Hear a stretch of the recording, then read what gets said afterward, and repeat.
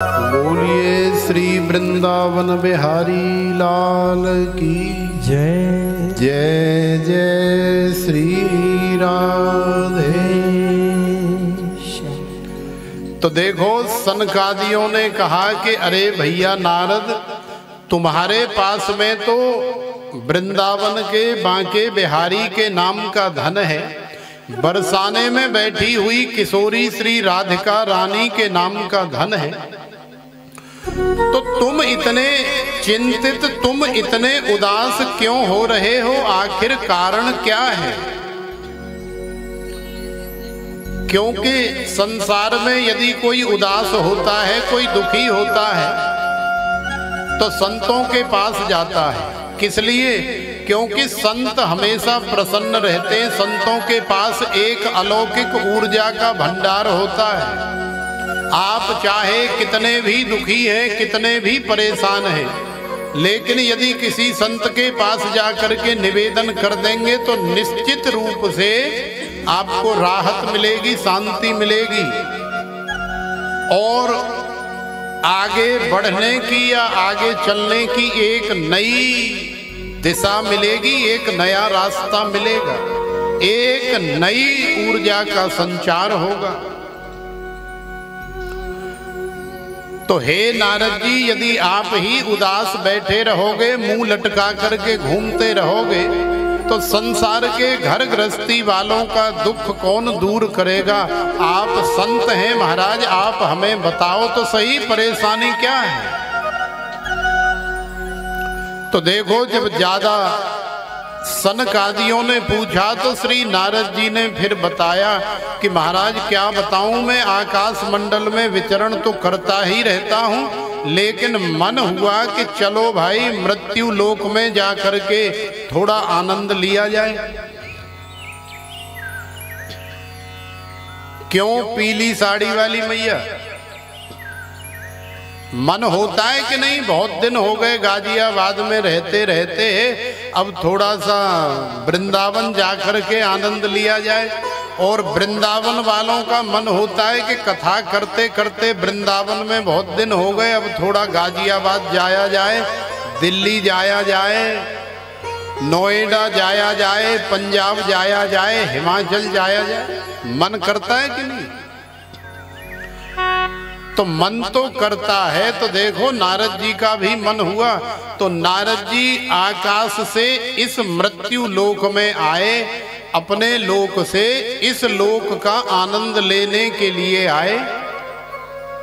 और इस लोक में आकर के नारद जी जगह जगह गए, क्योंकि नारद जी ने सुना था, और सुना क्या, श्री नारद जी ने देखा भी था कि भगवान श्री हरि का रामावतार भी इस लोक में हुआ है, और भगवान श्री हरि का श्री कृष्णावतार भी इसी लोक में हुआ है। और केवल अवतार, जन्म या प्रादुर्भाव ही नहीं हुआ, भगवान ने यहाँ अनेकों प्रकार की लीलाएं भी की हैं। तो नारद जी इसी का आनंद लेने के लिए यहाँ आए, और मन में भाव है कि भाई भगवान ने जहाँ कई कई बार अवतार लिया है, उस लोक में तो बड़ा सुख होगा, बड़ी शांति होगी, बड़ा संतोष होगा, बड़ा आनंद होगा। तो हमें भी लेना चाहिए, हमें भी लूटना चाहिए।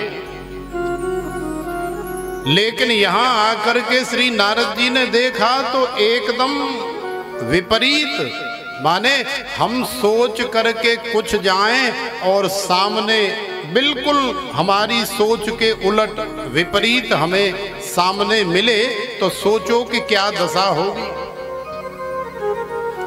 खैर नारद जी ने सोचा कि ये घर गृहस्थी वाले ज्यादा लड़ाई झगड़ा करते हैं, हाय हाय करते हैं, जमीन जायदाद प्रॉपर्टी रुपया पैसा के लिए एक दूसरे को मारते हैं, काटते हैं, गाली गलौज करते हैं और न जाने क्या क्या करते हैं, क्योंकि ये घर गृहस्थी वाले हैं। चलो छोड़ो, घर गृहस्थी वालों से हमें क्या लेना देना है, हम तो संतों के आश्रम में चलते हैं। तो संतों के आश्रम में भी गए कि भाई संतों के आश्रम में तो ज्यादातर सत्संग चलता होगा, भगवान की कथा चलती होगी। तो संतों के आश्रम में भी जाकर के देखा तो संसार वाले, घर गृहस्थी वाले ही सब भरे पड़े। तो वहां भी अनेकों प्रकार का प्रपंच है। जो ज्यादा रुपया पैसा देते हैं, जो ज्यादा दान करते हैं, जो ज्यादा सेवा करते हैं, उनसे तो बड़े बड़े महाराज मिल लेते हैं, बात कर लेते हैं, बढ़िया खिला पिला देते हैं और बढ़िया आशीर्वाद भी देते हैं। लेकिन हमारे जैसे जो 10 रुपए 20 रुपए लेकर के घूम रहे होते हैं, उनकी तरफ तो कोई देखता ही नहीं है। तो श्री नारद जी ने जब इस तरह की स्थिति देखी तो श्री नारद जी को संतोष नहीं हुआ, अंदर से दुख हुआ कि भाई हम तो सोच रहे थे कि ये काएं काएं, कुई कुई, चू चू, पे पे, लड़ाई झगड़ा मारपीट और पक्षपात इत्यादि, छोटा बड़ा, ये सब केवल घर गृहस्थी वाले संसार में ही है, लेकिन ये तो आश्रमों में भी है। तो श्री नारद जी को संतोष नहीं हुआ। तो श्री नारद जी ने सोचा कि चलो आश्रमों को भी छोड़ो, इस संसार में अनेकों प्रकार के तीर्थ हैं, जैसे कि पुष्करम च प्रयागम च काशीम गोदावरीम तथा हरिक क्षेत्रम कुरुक्षेत्रम श्रीरंगम सेतु बंधनम। माने पुष्कर है, प्रयाग है, काशी है, सेतु बंध श्री रामेश्वरम है, हरिद्वार है, श्री धाम वृंदावन है, संपूर्ण ब्रजभूमि है, और भी संसार में अनेकों तीर्थ हैं। तो श्री नारद जी ने सोचा कि छोड़ो आश्रमों को, अब हम तीर्थों में भ्रमण करेंगे। तो श्री नारद जी तीर्थों में गए। तो सबसे पहले श्री नारद जी गए पुष्कर में। तो पुष्कर में भी जाकर के नारद जी का मन संतुष्ट नहीं हुआ। क्यों? क्योंकि वहां भी घर गृहस्थी वाले चारों तरफ कीड़े मकोड़े की तरह जनता डोल रही है और खा खा करके फेंक रहे हैं। अभी यहाँ 10 लोग खड़े हो गए चाट की ढकेल पे और खूब टिक्की खाई, गोलगप्पे खाए और वो सूखी वाली पपड़ी खाई और न जाने क्या क्या समोसा इत्यादि खाया, और खा करके दोना चम्मच जो है बिना देखे ही ऐसे ही पटक देते हैं। ये तो शुक्र करो कि जब से हमारी जाति बिरादरी की सरकार आई है, माने योगी सरकार आई है, तब से तीर्थों का और खास करके उत्तर प्रदेश के ब्रज वृंदावन इत्यादि का विशेष विकास और विशेष साफ सफाई और विशेष व्यवस्था हुई है। अन्यथा इतना बुरा हाल होता था वृंदावन का और ब्रज का। सच मानो कोई भी नाली ऐसी नहीं थी कि जिसमें इतना कूड़ा न भरा हो कि जितनी बड़ी नाली नहीं है उससे 10-10 गुना ज्यादा दोने पत्तल पन्नी कूड़ा इतना भरा होता था कि जरा सी बारिश आ जाए तो जल इधर से उधर कहीं निकलता ही नहीं था, वहीं घूमता रहता था और चारों तरफ गंदगी ही गंदगी। तो श्री नारद जी ने देखा कि तीर्थों में भी लोग अनेकों प्रकार की गंदगी कर रहे हैं, अनेकों प्रकार का प्रदूषण फैला रहे हैं, न जाने क्या क्या चटर पटर सैल सपाटे कर रहे हैं। अरे तीर्थी कुर्वन्त तीर्थानि सुकर्मी कुर्वन्त शास्त्राणि, सुकर्मी कुर्वन्त कर्माणि सच्छास्त्री कुर्वन्त शास्त्राणि तन्मयाः मोदन्ते पितरो नित्यन्त देवता सनाथा चेयम भूर्भवति। तो ये तीर्थ जो है गंदगी करने के लिए, चटर पटर सैल सपाटे करने के लिए नहीं होते। तीर्थों में अनेकों महापुरुषों का तप समाहित होता है। देखो हमारे अग्रवाल जी आए हैं, कितनी दूर से चल करके आए हैं, और वो भी हैं जो यहाँ इतने घर हैं बिल्कुल आसपास में, उनको ये सौभाग्य नहीं मिला है यहाँ आने का, कथा सुनने का। और हमारे अग्रवाल जी इतनी दूर से कम यहाँ से 20-30 किलोमीटर दूर तो रहते ही होंगे राजकुमार जी। हाँ, तो बताओ इतनी दूर से चल करके आए कथा सुनने के लिए, तो कथा के प्रति ऐसी लगन हमारे हृदय में होनी चाहिए। तो प्रेम से बोलो राधे। तो देखो तीर्थों में जाकर के भी श्री नारद जी का मन शांत नहीं हुआ, उदास हो गए। तो श्री नारद जी ने सोचा कि यार बेकार है ये मृत्यु लोक, इसमें हम कहाँ आकर के फंस गए, हम तो अपने ही घर में ठीक थे। कहते हैं ना कि घर खीर है तो बाहर खीर है। यदि आपको अपने घर में शांति नहीं मिल रही है तो बाहर भी कहीं शांति नहीं मिलेगी। क्यों नहीं मिलेगी? क्योंकि शांति बाहर मिलती ही नहीं है, शांति तो अंदर मिलती है। और आप चाहे अपने घर में रहो, चाहे जंगल में रहो, और चाहे मंगल में रहो, जब भी आपको शांति मिलेगी तो वो अपने अंदर से ही मिलेगी। एक पति पत्नी थे, दोनों में आपस में बड़ा लड़ाई झगड़ा होता रहता था बात बात पर, और कोई ऐसी बात नहीं थी। पत्नी थोड़ी धार्मिक थी, माताओं के अंदर स्वाभाविक नेचुरल रूप से भक्ति महारानी का विशेष वास होता ही है। तो पत्नी धार्मिक थी और पति जो है दिन रात बस ऑफिस के काम में, कमाने खाने में ही लगा रहता था। तो घर में किसी प्रकार की कोई कमी नहीं है, लेकिन सुबह 9 बजे उठता था और 1 घंटे में अपना नहाया धोया और 10 बजे अपना बैग पकड़ा और चल दिया। कोई पूजा नहीं, कोई पाठ नहीं, कोई संत सेवा, गौ सेवा, कथा सत्संग, कुछ नहीं। तो कई बार पत्नी की नोक झोंक इसी बात पर हो जाया करती थी कि जीवन में इतनी हाय हाय है, इतनी तृष्णा है, इतनी कामना है आपको कमाने की और धन इकट्ठा करने की, लेकिन 5 मिनट भी भजन नहीं कर सकते, सत्संग में नहीं जा सकते, दिन रात लगे रहते हो कमाने में, शांति नहीं है तुम्हारे अंदर। तो पति ने कहा कि अरे भगवान, शांति तो सारे संसार में कहीं है ही नहीं, शांति कहाँ मिलेगी? तो पत्नी ने कहा कि शांति क्यों नहीं मिलेगी, मुझे देखो मैं कितनी शांत हूं, मेरे अंदर कितनी शांति है, और आपको भी शांति मिल सकती है, लेकिन जैसे मैं कहूं वैसे करोगे तब ना।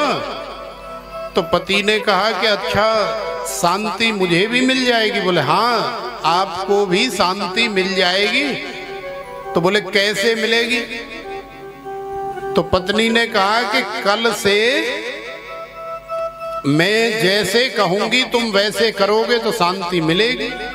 तो पति ने कहा ठीक है, हम वैसे ही करेंगे। तो अगले दिन पत्नी ने ठीक 5 बजे पति को उठा दिया और उठा करके कहा कि जाओ अब नहा धो करके आओ। तो नहा धो करके 6 बजे बाबूजी तैयार हो गए। और फिर पत्नी ने कहा कि अब जाओ वो सामने जो अपने नगर का, अपनी कॉलोनी का जो भोले बाबा का मंदिर है, वहां जाओ और जा करके बाबा को प्रणाम करके आओ, बाबा के दरबार में माथा टेक करके आओ, शांति मिलेगी। तो पति ने कहा कि अच्छा मंदिर जाने से, प्रणाम करने से शांति मिलती है? तो पत्नी ने कहा कि हाँ शांति मिलती है। अरे जाओ तो सही। तो पति देवता 6 बजे घर से मंदिर के लिए चल दिया, और जैसे ही मंदिर के मुख्य दरवाजे पर पहुंचा तो सच मानो उसे इधर वाले रास्ते से आने वाली शांति मिल गई। और कम से कम 2 घंटे कब निकल गए शांति के साथ वार्तालाप करते करते, उसे पता ही नहीं लगा 8 बज गए। अब 8 बज गए तो सोचा कि अरे अभी मुझे ऑफिस भी जाना है, ड्यूटी भी जाना है और घर का भी कोई कार्य करना है। तो 8 बजे घर में लौट करके जब पति देवता आया तो बड़ा प्रसन्न था, क्योंकि शांति मिल गई। भाई शांति मिल जाती है, शांति से बात हो जाती है तो फिर मन बड़ा प्रसन्न हो जाता है। तो पत्नी ने देखा कि देखा मैंने कहा था ना आपको शांति मिलेगी, अब शीशे में देखो अपना मुंह कितने प्रसन्न हो, अब तुम्हारे चेहरे पर एक अलग ही रौनक है। नहीं तो हमेशा सड़े से भुजे से और ऐसे रहते थे कि मुंह देखने का भी मन नहीं करता था कई बार तुम्हें। तो पति ने कहा कि अरे भगवान मैं तेरा बहुत बड़ा शुक्रगुजार हूं, काश तू मुझे 2-4 साल पहले ही बता देती कि मंदिर जाने से शांति मिलती है, तो मैं तो न जाने कितने सालों से मंदिर जाता और शांति को प्राप्त करता। तो पत्नी ने कहा कि अच्छा अब बताओ मुझे कि जब आप मंदिर में गए तो बाबा कैसे लग रहे थे, कैसे आपने प्रणाम किया, और तिलक चंदन तो आप लगा करके ही नहीं आए, पुजारी जी ने आपको टीका नहीं लगाया है। तो पति ने कहा कि पुजारी जी ने टीका, पुजारी जी तो मुझे मिले ही नहीं। तो बोले फिर आपको शांति कहाँ मिली? तो पति ने सीधे सीधे कह दिया, क्योंकि पत्नी समझ रही है कि बाबा को प्रणाम करके आए हैं, मंदिर जा करके आए हैं, इसलिए ये प्रसन्न हैं। लेकिन जैसे ही पति ने कहा कि अरे भगवान मैं तो मंदिर के गेट पर पहुंचा ही था, इतनी देर में वो पल्लंग से आने वाली और शांति मिल गई, तो शांति मिल गई तो 2 घंटा कब निकल गए मुझे पता ही नहीं लगा। अब जैसे ही ऐसे कहा तो सामने वाइपर पड़ा हुआ था और वाइपर उठाया पत्नी ने और दे वाइपर दे वाइपर दे वाइपर, कमर तोड़ दी पति की। अरे ऐसी शांति की बात करते हो तो देखो, शांति बाहर वाली सारे संसार के लोगों को चाहिए, अंदर वाली शांति किसी को नहीं चाहिए। यदि अंदर वाली शांति चाहिए तो वो तो बाबा के दरबार में जाकर के मिलती है, मंदिर में अंदर जाकर के मिलती है, प्रणाम करने से मिलती है। और यदि बाहर वाली शांति चाहिए तो बाहर वाली शांति तो कहीं भी गैल चलते भी मिल जाती है, लेकिन उस बाहर वाली शांति से काम नहीं चलता है। इसलिए हम लोग अंदर वाली शांति को पाने का प्रयास करें, क्योंकि अंदर वाली शांति तो भगवान की भक्ति से, भगवान की कथा से ही प्राप्त होती है। तो प्रेम से बोलो राधे।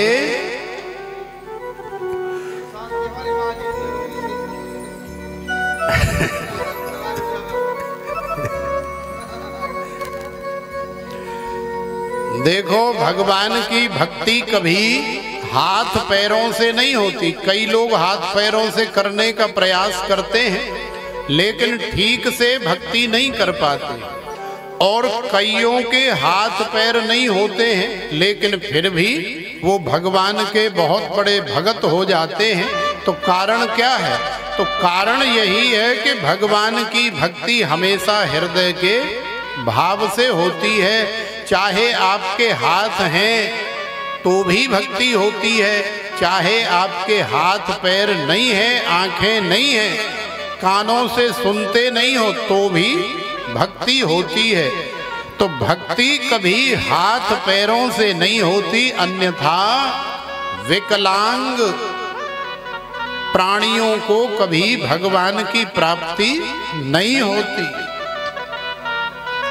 और भक्ति कभी आंखों के देखने से भी नहीं होती। यदि ऐसा होता तो हमारे श्री सूरदास जी जैसी भक्ति या भगवान की प्राप्ति कौन कर सकता है संसार में, ऐसा नहीं होता। और ना ही भक्ति बोलने या सुनने से होती है, अन्यथा बहुत सारे भगवान के ऐसे भी भक्त हुए हैं जो गूंगे थे, बहरे थे, जो न सुन सकते हैं और ना ही बोल सकते हैं। तो ऐसे भी जीवों को, ऐसे भी प्राणियों को भगवान की प्राप्ति हुई है। तो भक्ति जो है हमेशा हृदय के भाव से होती है। तो हृदय के भाव से आप भक्ति करने का प्रयास करें, आपका जीवन जो है धन्य होगा। तो प्रेम से बोलो राधे। तो देखो श्री नारद जी ने सारे संसार में घूम करके देख लिया, लेकिन कहीं शांति नहीं मिली। तो जब श्री नारद जी वापस जाने लगे अपने लोक में, तो फिर श्री नारद जी को याद आया कि भाई वापस जाने से पहले भगवान श्री हरि ने जब श्री कृष्ण अवतार धारण किया था तो नंद के लाला बन करके ब्रज भूमि में अनेकों प्रकार की लीलाएं करी थीं। श्रीधाम वृंदावन में कन्हैया ने रास रचाया था। यमुना महारानी के किनारे गौएं चराई थी, बंसी बजाई थी और भी न जाने कितने प्रकार की लीलाएं करी थी। तो हमें भी उसका दिव्य दर्शन लाभ लेना चाहिए। तो देखो श्री नारद जी आज अपने लोक जाने से पूर्व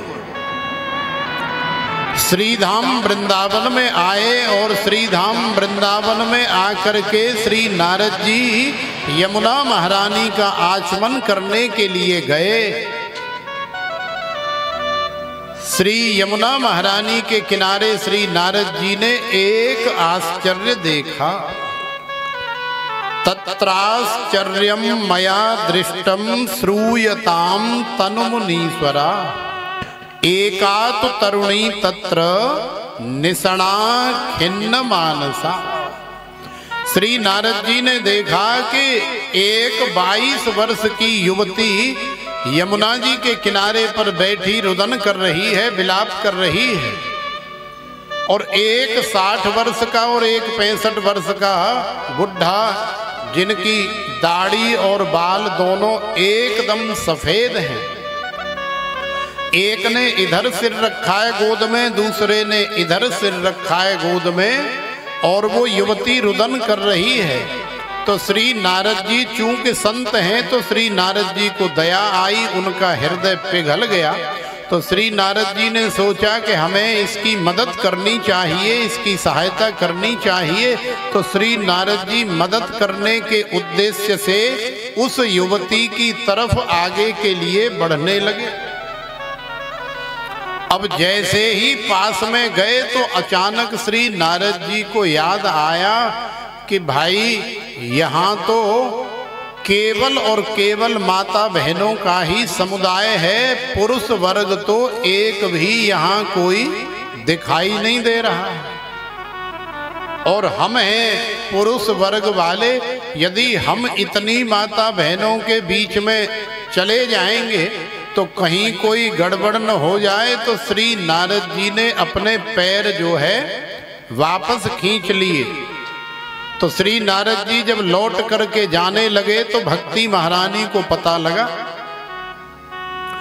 अब जैसे ही भक्ति महारानी को पता लगा तो भक्ति महारानी ने आवाज लगा करके श्री नारद जी को बुलाया कि भो भो साधो क्षणम तिष्ठ मच्चिंतामपि नाशय दर्शनम तव लोकस्य सर्वथा गहरम परम साधूनाम दर्शनम पुण्यम तीर्थ तीर्थ भूता ही साधव। देखो संसार में 2 प्रकार के तीर्थ होते हैं। 2 प्रकार के कौन कौन से? एक होते हैं चल तीर्थ और दूसरे होते हैं अचल तीर्थ। चल किसे कहते हैं? जो चलते फिरते होते हैं इन्हें चल कहते हैं, और जो एक ही जगह स्थिर होते हैं इन्हें अचल कहते हैं। तो जैसे हरिद्वार एक ही जगह स्थिर है, जैसे ब्रजभूमि एक ही जगह स्थिर है, जैसे काशी, कुरुक्षेत्र, पुष्कर इत्यादि सब एक ही जगह स्थित हैं, इसलिए ये सब हैं अचल तीर्थ। माने ये एक जगह से दूसरी जगह नहीं जा सकते। तो एक नंबर के तीर्थ तो ये हो गए अचल तीर्थ, और दूसरे नंबर के तीर्थ हैं चल तीर्थ। तो चल तीर्थ संसार में संत महापुरुषों को बताया जाता है। क्यों?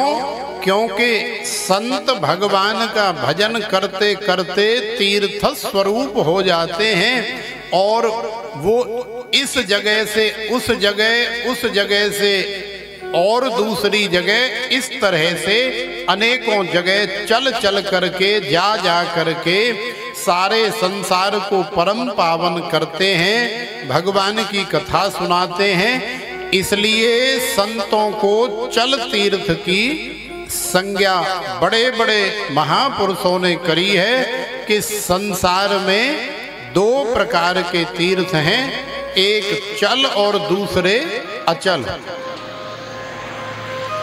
तो भक्ति महारानी भी यही बात कह रही है कि साधूनाम दर्शनम पुण्यम तीर्थ भूता ही साधव। हे श्री नारद जी, हे साधो बाबा, अरे महाराज जी, अरे स्वामी जी, कहाँ जा रहे हो? अरे आप जैसे चल तीर्थों के, आप जैसे संत महापुरुषों के दर्शन कर लेने मात्र से जीव की पीड़ा दूर हो जाती है, मेरा भी दुख दूर हो गया है। महाराज आपके दर्शन मात्र से मेरे जीवन में मुझे परिवर्तन लगा है। इतनी देर से मैं इतनी दुखी हो रही थी, लेकिन आपका दर्शन जब से किया है मुझे थोड़ी शांति मिली है, थोड़ी राहत मिली है। तो आप कृपा करके मुझे छोड़ करके मत जाइए। तो देखो भक्ति महारानी नारद जी से निवेदन करती है। तो नारद जी पास में आकर के फिर भक्ति महारानी से पूछते हैं कि हे भक्ति महारानी, तुम्हारी ये दुर्दशा, तुम्हारा ये हाल ऐसे कैसे हो रहा है?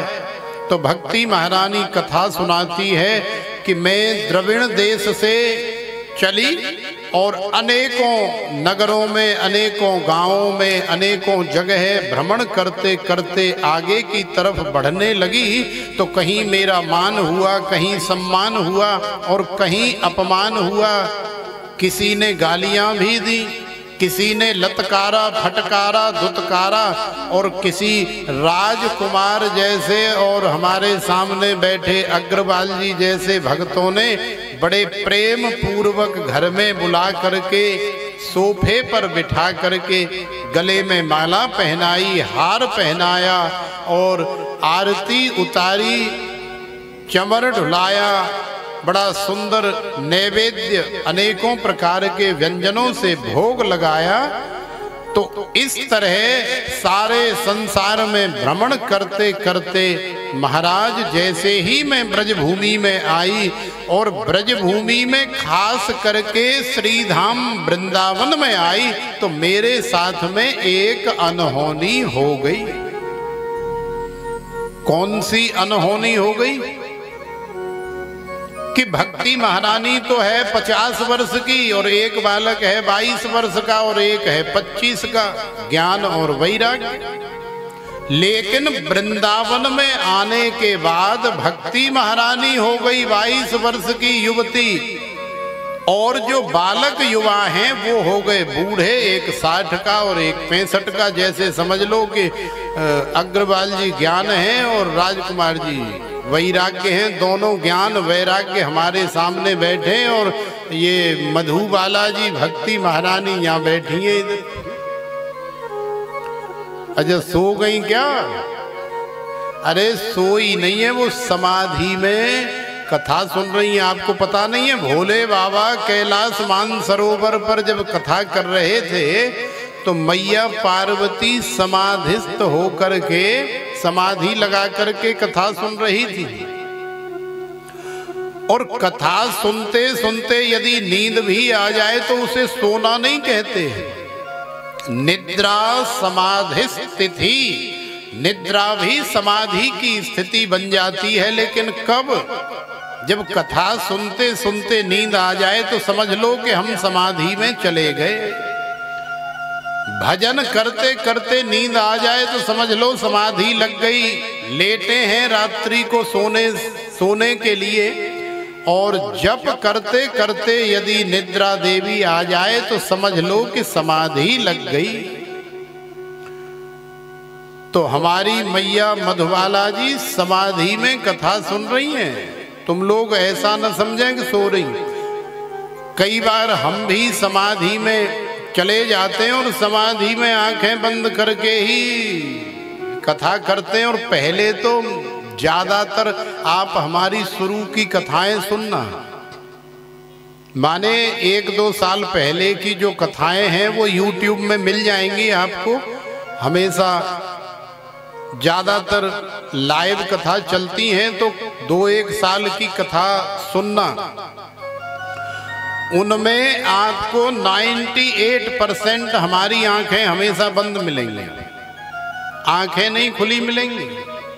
ये आंखें खोलना तो हमने लगभग 1 साल से इसलिए प्रारंभ किया है कि कई लोगों को कन्फ्यूजन हो जाता था कि ये बाबा जी सूरदास हैं या आंखों वाले हैं। हम पूरी 4 घंटे की कथा हो, चाहे 5 घंटे की हो, चाहे 3 घंटे की हो, पूरा आंख बंद करके कथा का आनंद लेते थे। और एक जगह तो ऐसी घटना हो गई कि हमारे दाऊ जी के पास में मदनपुर गांव है। ये पिछली साल की बात है, सर्दियों की, मेरे ख्याल से जनवरी या फरवरी के महीने की बात है। हल्की ठंड थी, फरवरी की बात है शायद।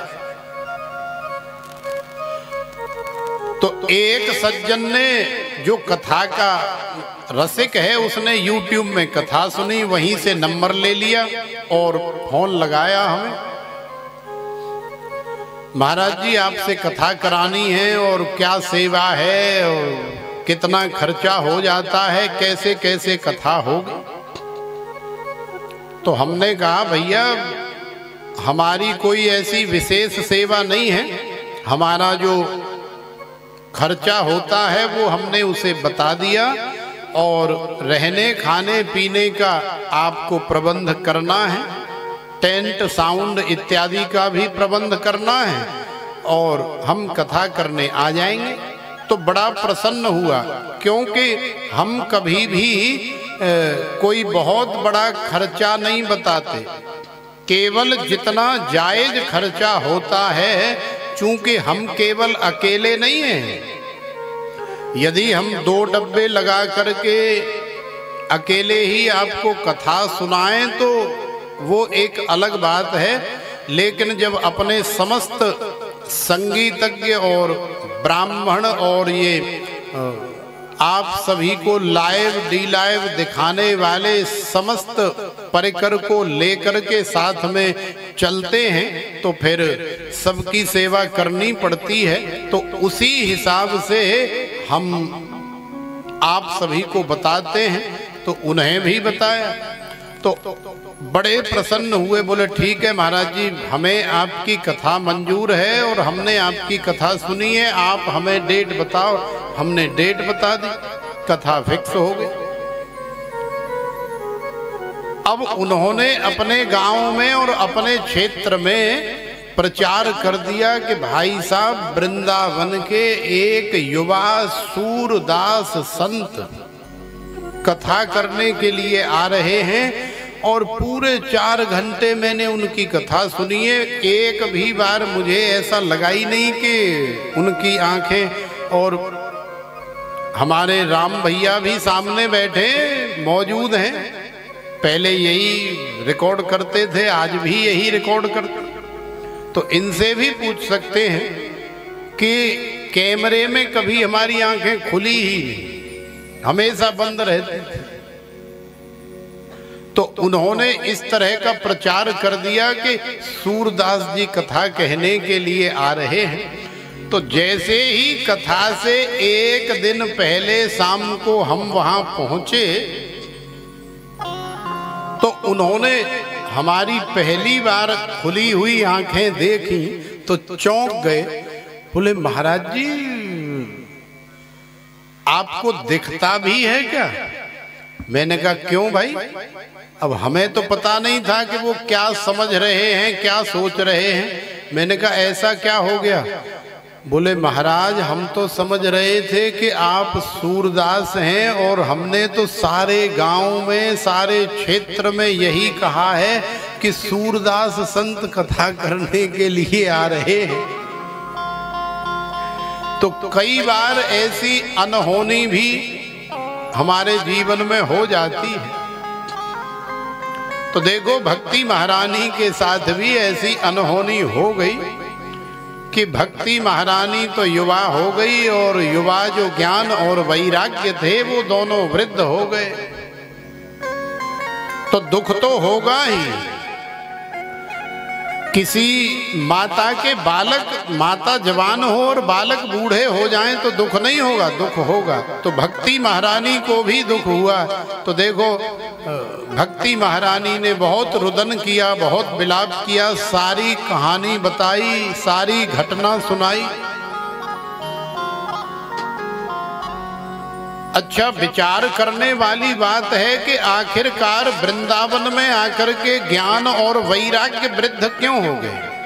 तो महापुरुषों ने जब विचार किया, विद्वानों ने जब विचार किया तो एक ही बात निकल करके सामने आई कि देखो ब्रजभूमि श्रीधाम वृंदावन और संपूर्ण ब्रजभूमि जो है प्रेम की भूमि है और प्रेम की भूमि है, हृदय के शुद्ध भाव की भूमि है।